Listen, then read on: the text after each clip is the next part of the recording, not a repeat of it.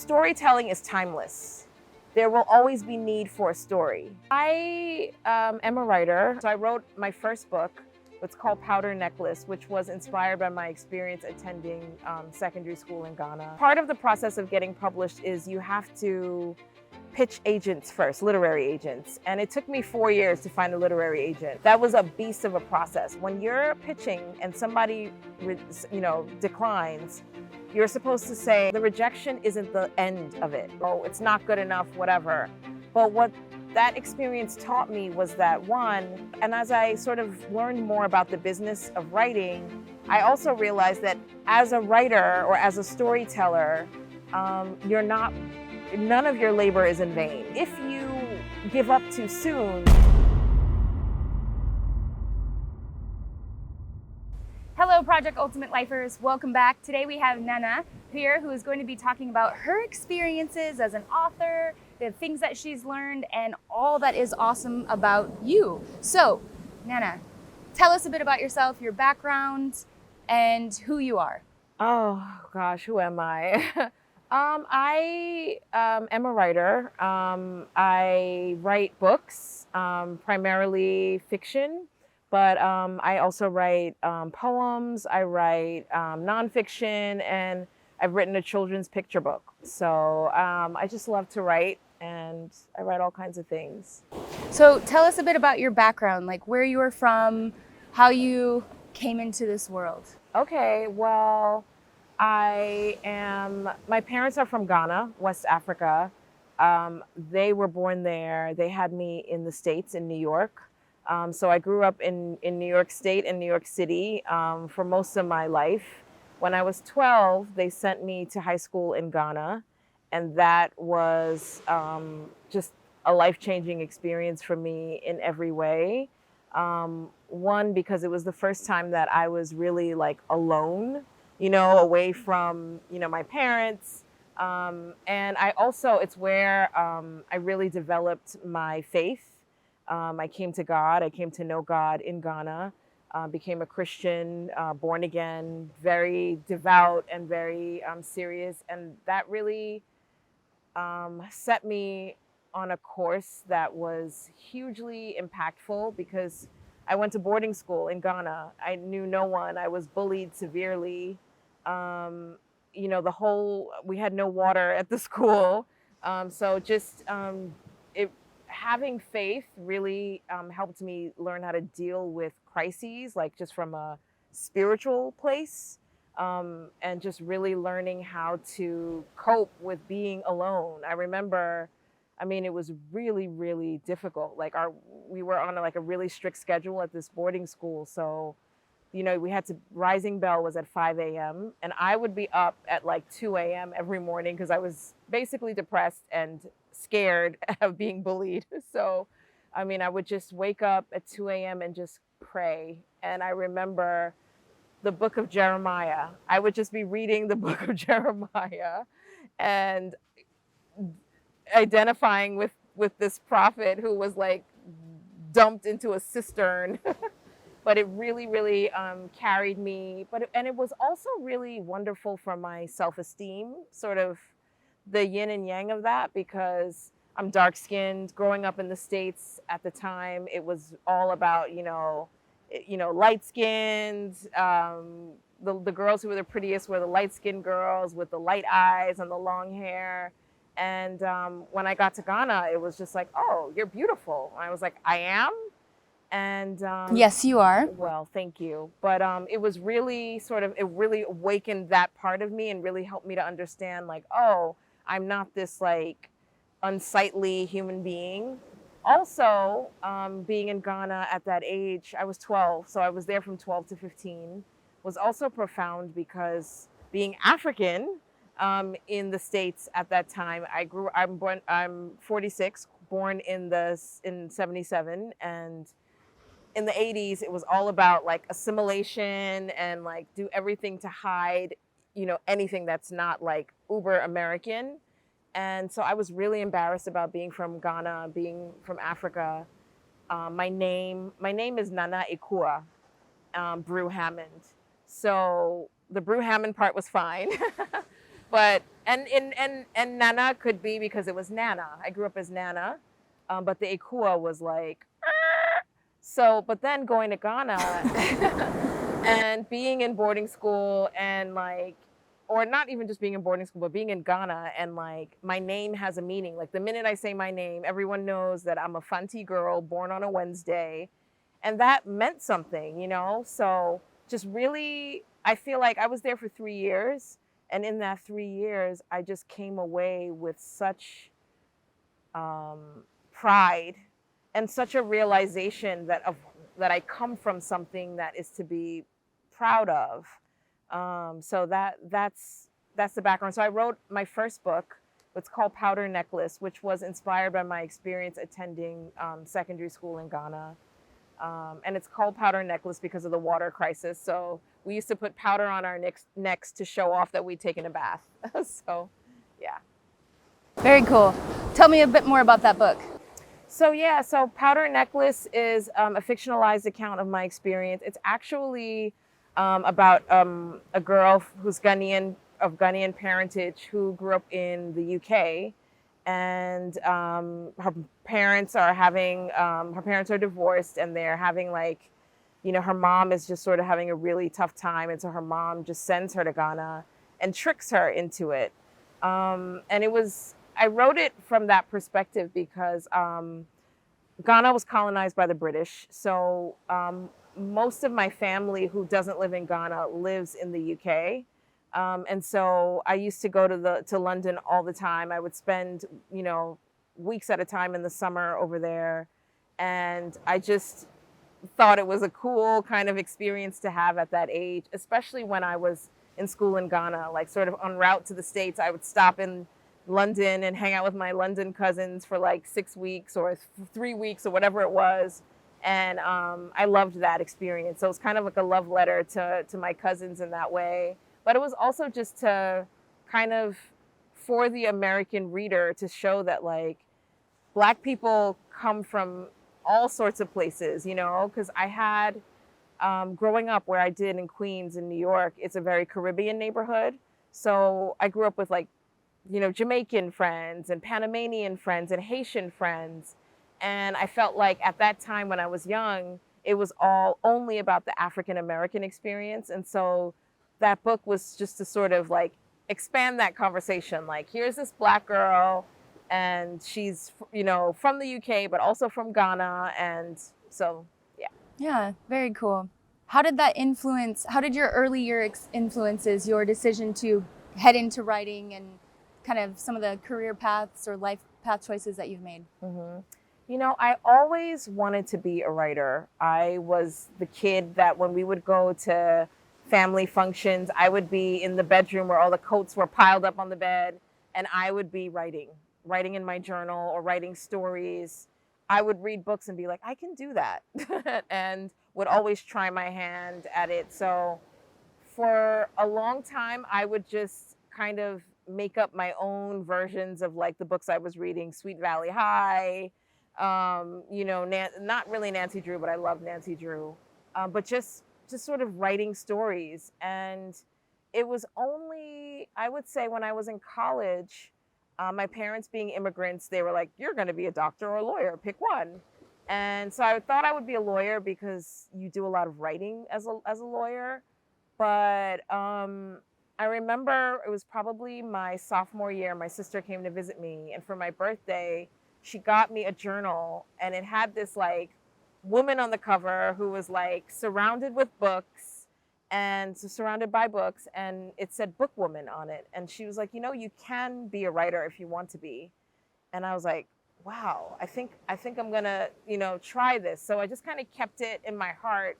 And when I graduated, you know, I didn't go to, like, I wasn't making plans to go to law school. I just kind of worked and figured things out. And it was probably in the 2 years after I graduated college that I started writing Powder Necklace, my first novel. And I would write it on the subway to and from work. It took me years and years and years to get it written and published, because rejections upon rejections upon rejections. But I finally wrote it, finally got a publisher, and that was that. So you talked about rejection upon rejection. What kind of mindset do you have to be able to push through rejection, to be able to see it all the way through, whatever your goal? Yeah, I was really blessed to come upon a book called How to Write Irresistible Query Letters by Lisa Collier-Cool.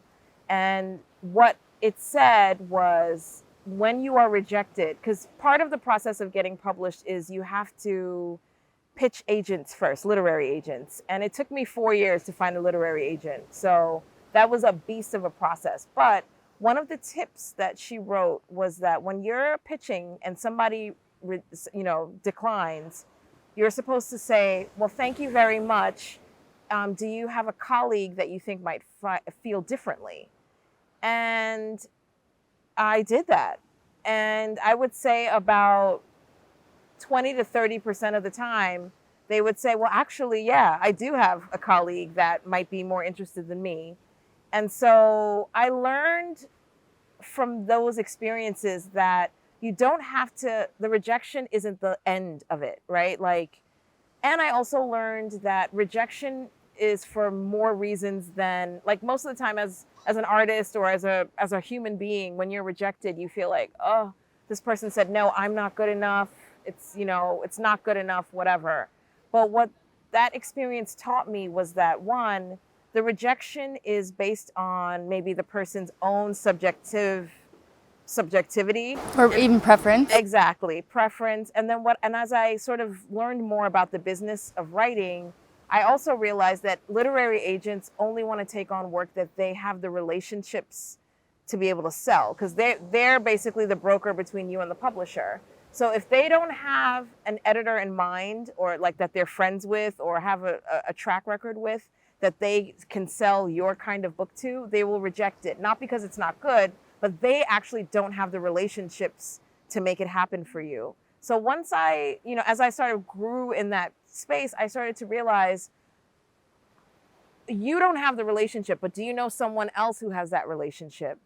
And so it started helping me to see that rejection wasn't about me. It was about a whole host of other factors that maybe partially were about me, but there was a whole universe of things that were attached to it. And so I still took it personally, but don't take it as personally, because sometimes it's not just saying you suck. Mm-hmm. So that was a big help for me.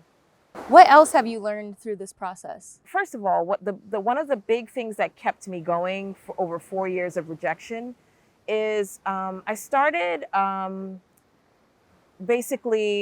blog about writing, and specifically getting published, writing news, that kind of thing. And as I started doing that, I started reading the trades, the publishing trades from the UK, the US, and any kind of book news I could get my hands on. And what I started learning and realizing was that, it's obvious now, but storytelling is timeless. There will always be need for a story. So as a writer or as a storyteller, none of your labor is in vain, right? It's just a matter of the cycle coming round and finding you. And so if you give up too soon, you are not in a timeless loop, right? Like, you've cut yourself off, right? But if you stay the course, eventually there will be a time when your story is needed, whether it's because they've run out of other people's stories and you're the only one there, or the type of story you're writing meets the moment. Just to add, those are the things that I think I really learned, that, like, and I'm not good at this all the time, but it's something that I have to remind myself constantly, that you can't live for the moment. You have to live for eternity, right? Because, like, if we think about it, we're part of this eternal continuum, right? Like, what our grandparents did is why we're here right now. You know what I mean? And what we're doing now, God willing, should we have children, all the decisions that we make, all the experiences that we have are going to, end up in them in some way, shape, or form. And so when you think about life in that way, or when I think about life in that way, it makes it one feel more serious, and also not as like, you know what I mean? Yeah. Because it's sort of like we're all sort of on this march, and you're not going to get it all done, but you can get as much as, like, you have to figure out like what it is you're here for in this finite moment in time. Do as much as you can, but then you're going to have to pass that baton, because we are not timeless, but there's an eternal sort of march happening. So Absolutely. On your current journey or past journey, have there been any people specifically that have either mentored you or have acted as an inspiration to kind of be that sort of guidance or pass their baton to you that you have? yeah, absolutely. There have been a lot of people. I would say one of the people that comes to mind first is my grandmother, my maternal grandmother. She is just a really dynamite woman. She is a strong woman of faith. She is also a boss. She's like one of the first women to own her own advertising agency in Ghana. She is also incredibly industrious. Like, when I would talk to her, I'd be like, "Grandma, so you were a seamstress, and then you were like, how did you come to open up an ad agency?" And she was like, "Oh yeah, like I was doing this. She was working for like the healthcare." She was like, she did so many different things in her life, and so she really just taught me about not being like pinned down to like one thing. So she's somebody I really, really admire. My mom, my dad, like my family, my sister, like I just feel like I have the most amazing family. We're not perfect. We have our issues, but everybody's just kind of has something that I really look up to them for. My dad was someone who his mom, my paternal grandmother, was like a staunch feminist. And I wish I'd known that side of her more, because I just knew her as this like tough woman, and she was awesome. But I learned later like just how much of a feminist she was. And so she raised my dad in such a way that like he always would say to us like, you know, girls are not always typically good in like math and science. So like you guys have to be good in math and science. And like he had us reading, like he had me reading when I was like 3. And he would always sought to develop my intellect. And so when I think about the fact that I'm a writer, I think a lot about the fact that like he taught me to read so early. My mom, she was a writer. I stumbled upon like her. She wrote a bunch of romance novels and sent them out to publishers for querying them. And I stumbled upon some of her manuscripts, and I was like, oh my gosh. And she was like, see, you get it from me. So, I have them. Yeah. I mean, I could go on and on, but yeah, my brother, he's an awesome dude. Love it. What particular challenges, I know you mentioned some challenges, but have there been any specific challenges or big challenges that you have faced, and how did you overcome them? I mean, yeah. I mean, I feel like that's just life, right? Like you're gonna bump your head against some kind of wall, some kind of rock. I mean, the publication journey for me has been really, really interesting in many ways, because it's like I mentioned to you, it took me 4 years to find a literary agent. I finally found one for my first book, and then like the American stock market like just tanked and everything just sort of shut down. So I sold my first book in 2008, and they held everything for a year. And then finally, we started, the editing process in 2009, and then it came out in 2010. So I was like, okay, I've finally done it. I'm good. And then it took me another 12 years before my next book came out. It was a decade of rejection. What was your next book? My next book was the children's book. So I wrote a children's picture book called Blue, A History of the Color as Deep as the Sea and as Wide as the Sky. Children's books were not on my radar. I had written a second book for adult readers, and it was just rejected all over the place for a decade. It was very demoralizing. It was terrible. My latest book that's coming out it's called My Parents' Marriage. My Parents' Marriage is a fiction. It's a novel. It's not about my parents or their marriage. It's basically about Ghanaian marital traditions and laws. And what's important about it is there are three types of marriages in Ghana. One is customary marriage. Customary marriage is a dowry exchange. So what that means is when a gentleman is interested in, marrying a woman, he goes to her family and says, like, I've seen someone in your house that I would like to, marry.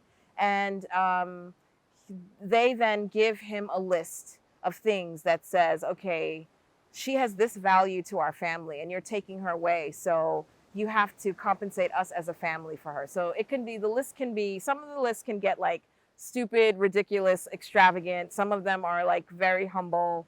And it's for the family. And then there's also for the bride, because the idea is like, you want her to be an independent force in the help So say, for example, if the bride is a seamstress, then he has to buy her a sewing machine. He has to buy her cloth. He has to help her set herself up for success in her business.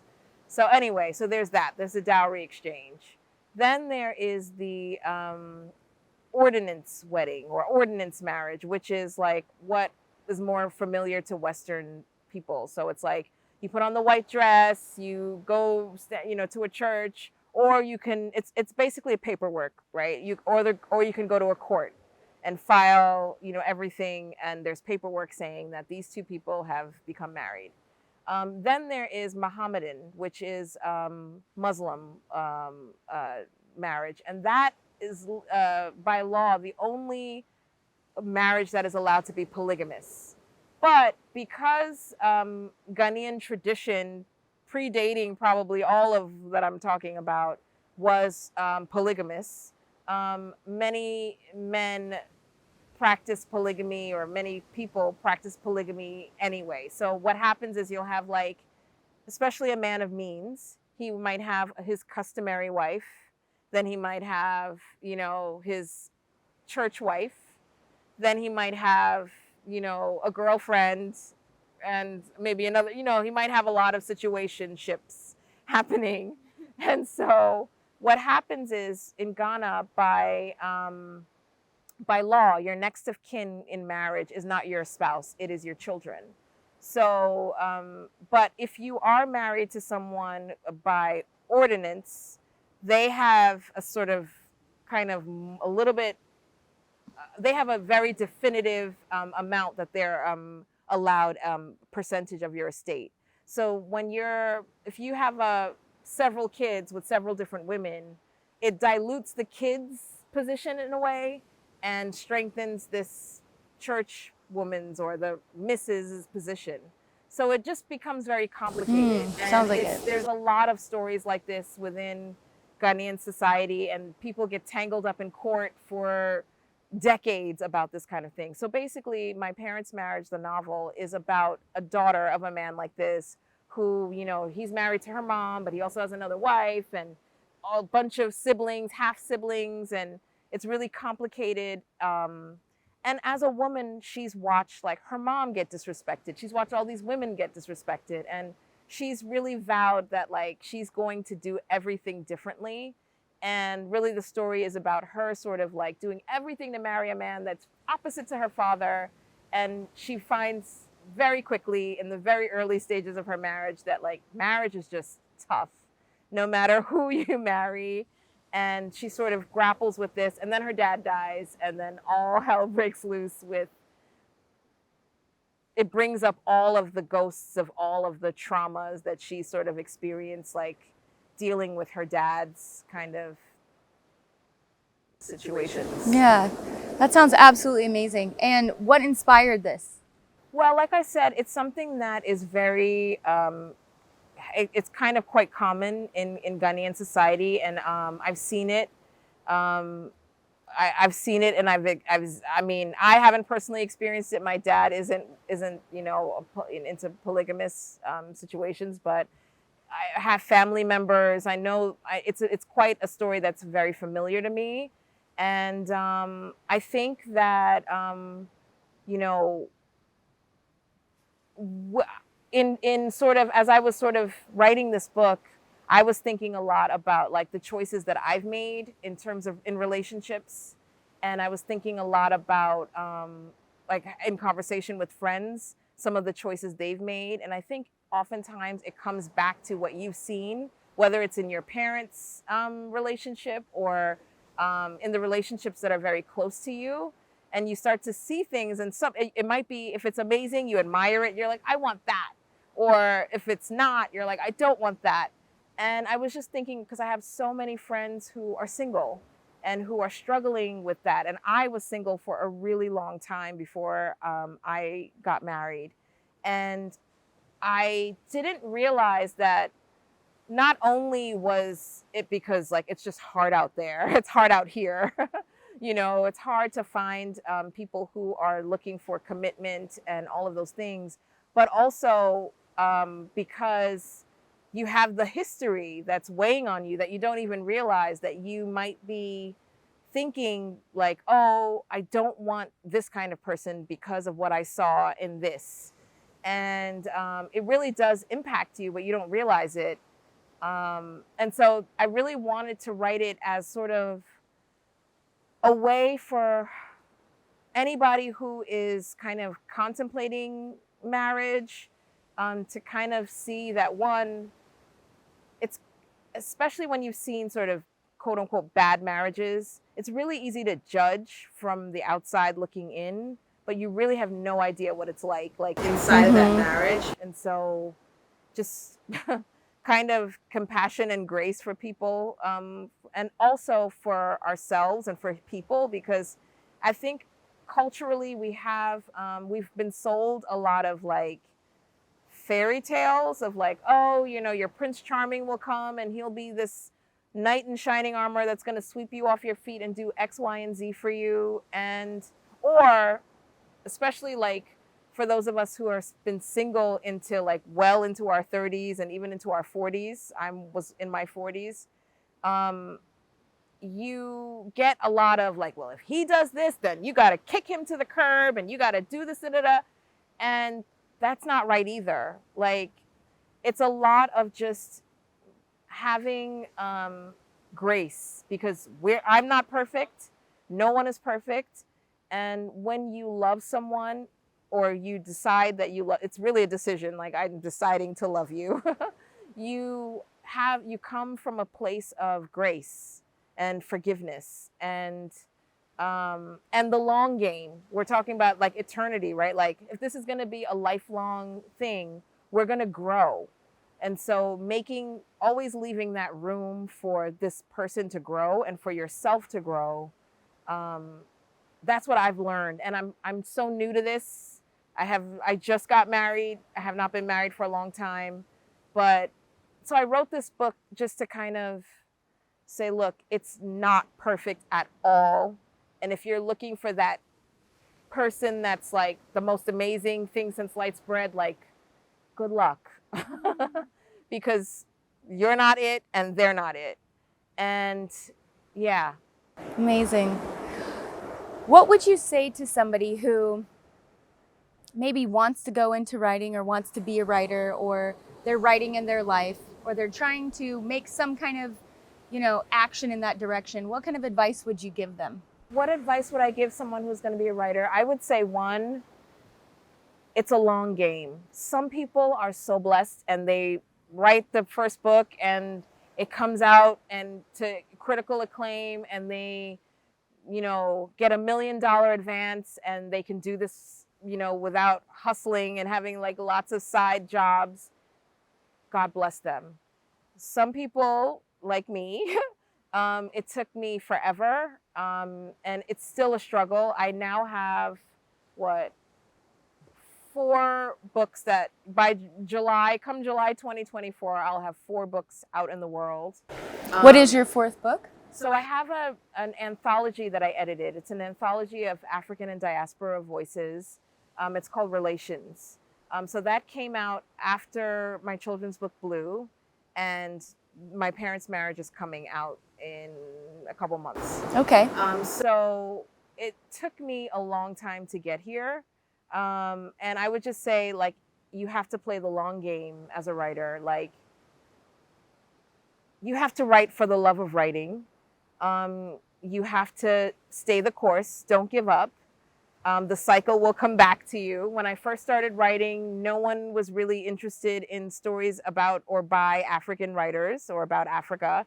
And now there's like this big boom where, you know, they want to get their hands on as many stories from Africa or from Black writers as possible. And it's like, I'm glad I didn't give up, because I have something to like sort of sell in this market. And I would also say surround yourself with other writers, because I know many writers who've been toiling in obscurity for like decades and nothing. And a lot of the writers that are in my anthology Relations were some writers that could not get published. And that book was published in 2023, between 2023 and now, and it is May 2024. One woman got a 2-book deal with Sarah Jessica Parker's literary imprint. One woman sold her book, and her book has been optioned by HBO. And when I assigned her, I said to her, like, I have this anthology, submit something. She did not even have a book deal. So if she had given up, you know, 20 years into this, so you just have to kind of keep at it. That's what I would say. And I would say with rejection, just remember that the rejection isn't necessarily about you. It may be that you have to improve. You might have to take some classes. You might have to, you know, improve your own craft. And that takes time. Like, I don't think my first book is as good as, you know, my latest books. You improve. So, you know, just have that grace for yourself. Don't be afraid to suck, but just keep at it. And also be open to where the journey is taking you. I'd never imagined myself to be writing children's books. And to date, my children's book has been more successful than, you know, all of the other things that I've done. So just be open to where the journey takes you. So I'm starting a new tradition on this show, where with Project Ultimate Life, we also have Project Ultimate Life Youth. So if you were able to share 3 life lessons with, whether it's your version of your 15, 16, 17, 18, 19, 20-year-old self, or another child or another youth out there now, what would be 3 lessons that you could share with them for the journey of life and how to live their ultimate version of it? I mean, I would say from the little that I've learned that, one, be open to where the journey takes you. You might have a plan, but if the plan is not working out or has not worked out in the way you'd hope, don't panic. It doesn't mean something is wrong. It just might mean that this is actually what is meant for you to be and be doing and be up to. So trust that. Trust the journey. Trust God. Like, I believe in God. I'm just like, trust where God is leading you. Especially when it's not where you envisioned. And then I would also say, write down your plan, because even if it goes where you didn't necessarily envision, you'll be surprised at what does come to pass that you've written down. Sometimes I've kept a diary like since I was a kid, but like very sort of, you know, religiously for a while, like from college on. And sometimes I'll read those and I'll be like, wow, you know, and I think what's also helpful about those things, which is probably another tip I would pass on, is that, like, it's only for a moment. Whatever challenge you're experiencing, it might feel like, oh my gosh, my life is coming to an end. My life is coming to an end. March 3rd. Life is amazing.